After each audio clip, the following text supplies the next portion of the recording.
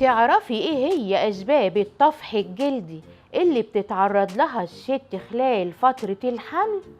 طب ازاي نعالجها؟ تابعي الحلقة للآخر وانتي تعرفي الإجابة. بس الأول ادخلي على اللينك واعملي اللايك.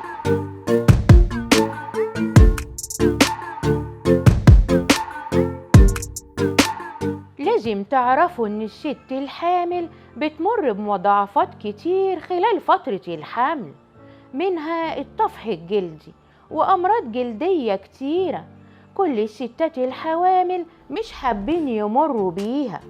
ودلوقتي هقولك ايه هي أسباب الطفح الجلدي: التغيرات الهرمونية وأمراض العدوى، وكمان الهرمونات اللي بتأثر على الكبد وهجمات خلايا الجنين والالتهاب.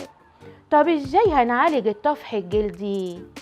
معروف ان الامراض الجلدية معظمها بيكون علاجها علاج موضعي، ده غير كريمات الترطيب علشان تمنع التشقق والجفاف للبشرة.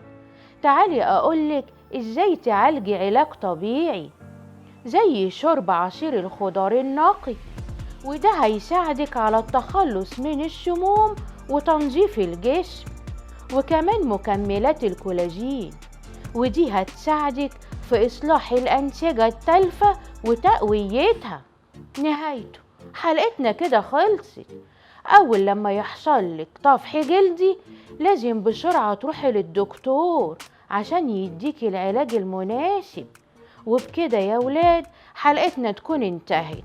يلا هنتظر رسايلكم على صفحة البرنامج وانا هرد عليكم على طول، واستنوني في حلقة جديدة من برنامجكم الدايت.